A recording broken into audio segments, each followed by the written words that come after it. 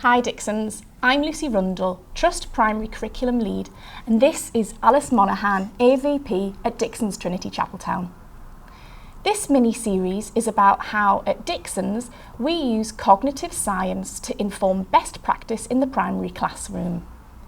We are going to focus on using strategies to manage cognitive load and use dual coding to support our teaching of concepts. Today, we will show how teachers use slides in the classroom to manage cognitive demands and how to dual code information. Firstly, when designing slides, teachers are mindful to reduce cognitive load through simple design decisions. For example, the use of fonts, images, chunking and sequencing. And secondly, staff take advantage of dual coding when using slides in the classroom. Alice, can you tell us how teachers design slides with cognitive load in mind? Yes, so firstly, the slides are consistent, so students aren't thinking about the design of slides each lesson. Staff use a set of Performer to support with consistency.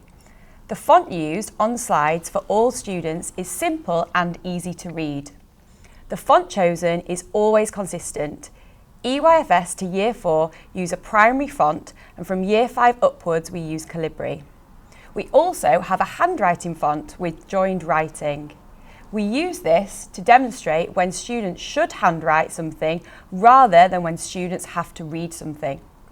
In addition, all slides have a light colour background, which is easier to read than black text on a white background.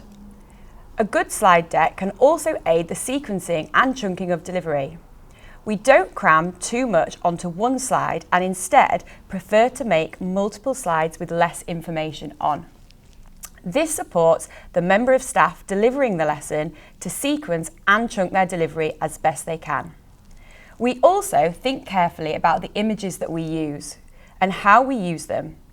We try to avoid having pictures with backgrounds as it detracts from the main point. This approach means the key components can be easily identified and it draws students' attention more easily. This neutrality also leaves the viewers to consider their own context, not the background in the chosen image. We do use photos where possible, which gives a more accurate picture. I would always expect the size and quality of the image to be good enough for the student sitting furthest away from the board to be able to see it easily. What about using slides within the classroom? How do teachers use their knowledge of dual coding while teaching? Dual coding is when teachers use both visual and verbal stimulus at the same time. The benefits of dual coding are threefold: to reduce cognitive load, to take advantage of both visual and verbal stimulus to encode new information, and giving the students multiple ways to retrieve the information.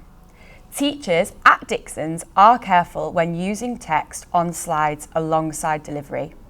We know that trying to read text while listening to someone's delivery splits the attention of the students and is distracting to the learning process.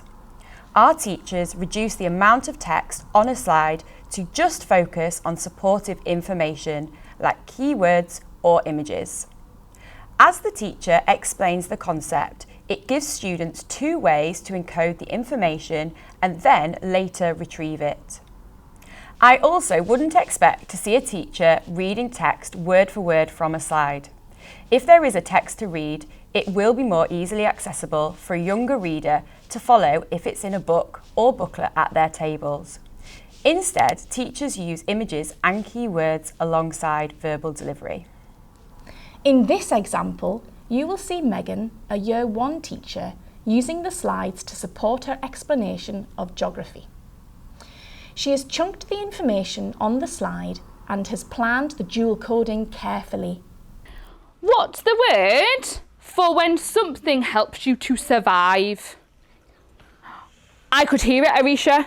Adaptation. Adaptation. Adaptation. Let's have a look at another animal. I don't think any of you are familiar with this animal, so show me you are ready to meet this new animal.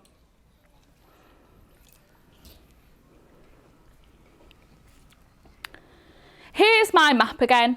This animal lives in the Southern Ocean. Southern Ocean. Southern Ocean. What did I say the Southern Ocean was like? What did I say the Southern Ocean was like? Tracking Tulha. The Southern Ocean is cold. The Southern Ocean is cold. The Southern Ocean is cold. So to survive, this animal needs to be able to stay warm. Are we ready to meet this animal?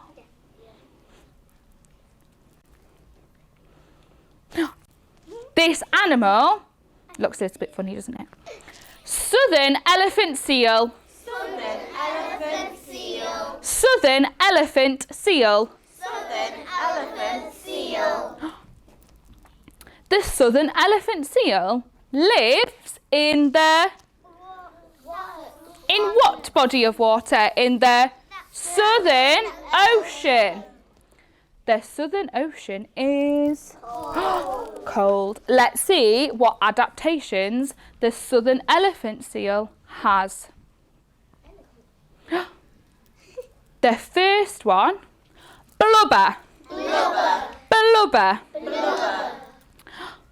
Elephant seals have adapted to the Southern Ocean being cold by having blubber.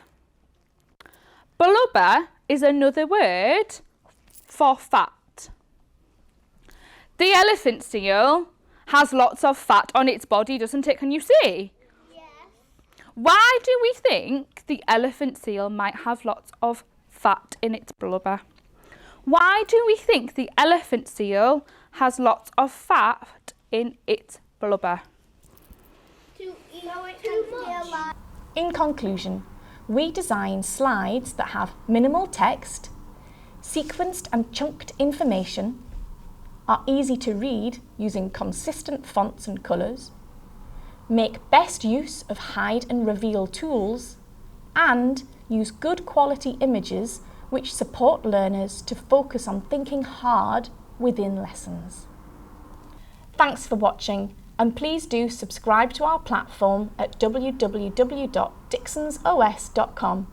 We'd love your feedback, so please like and comment below.